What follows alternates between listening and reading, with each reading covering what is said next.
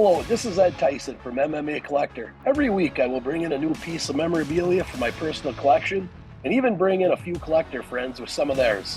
Our goal is to raise awareness of MMA memorabilia collecting and discuss the historical people and fights that made this sport what it is today. Join me now while we take a stroll down memorabilia lane. This episode, we are going back to 1995 and the biggest fight show in the world at the time. K-1's kickboxing rules attracted top fighters from around the globe to perform in tournaments in Japan. Pat Smith won the 1993 Sabaki Challenge to come to the attention of the UFC. He established himself in the first two UFCs as a feared striker. Back in 1995, K-1 was the biggest promotion on the planet at the time. They used global networking to find fighters from all over the world. You had guys from Japan, United States, Holland, just all different countries.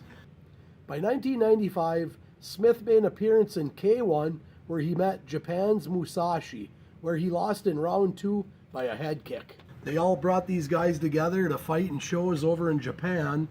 And, this particular year was 1995. Sure, yeah. By 95, they were paying attention to the UFC fighters as well. You see Kimo and Joe San on this program from March.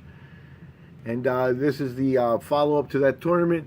He is a UFC pioneer, and his fight-worn shorts in K-1 are a real one-of-a-kind piece.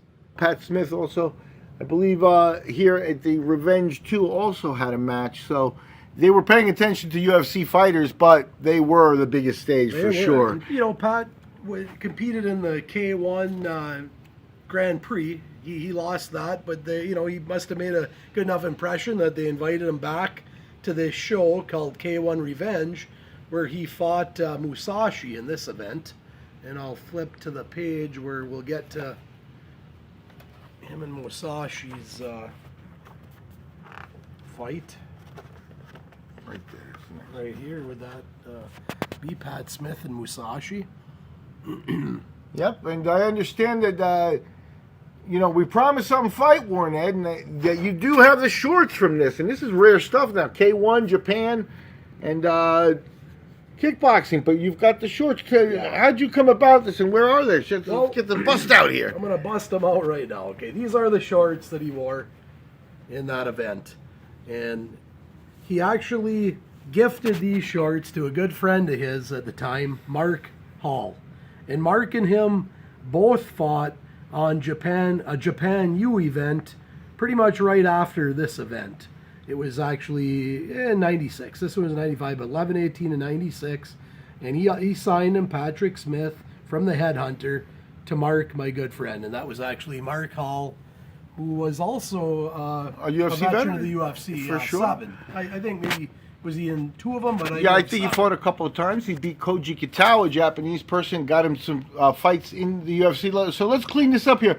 He gave these shorts, he dated them 11/18/96, as you can see. Yes, and that's the same date as the Japan U tournament. The U Japan the famous U Japan show where 11/17 I think is the date on that, and so in that exchange he gave the shorts. Mark Hall fought Don Fry that show. Yes, and Pat Smith fought Dave Beneteau. Yes, Canadian. He was also a UFC. Another UFC guy. Yes. So for sure, Japan was paying attention. By 96, he went and gave the shorts to Mark after the show. It was almost a year after having used them, but like you said, it's from him to a friend. So he gave them up to Mark Hall. And how'd they get to you? You bought Mark's collection, didn't you? I bought Mark's collection.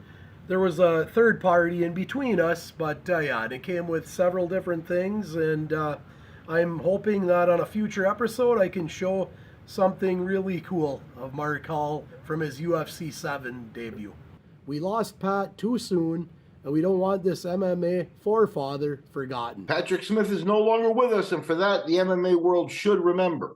Granted, he is one of the most controversial figures from the early days, as many remember him trying to break Ken Shamrock's toes in his first UFC fight, and he has a highlight reel of unbelievably violent knockouts, as well as the infamous elevator brawl with Tank Abbott. His K-1 career never took off despite a win over Andy Hug, and there were times where his demons caught up with him outside of the octagon. Pat Smith should be remembered for his ferocity in the octagon, and at the end of the day, the piece we looked at today, his K-1 fight-worn shorts, were something Pat gave Mark Hall, a friend. And that's maybe something Pat Smith needed more of in his life. Gone but not forgotten. Next episode, we are staying in Japan and the mid-90s for a look at full-on Valley Tudo.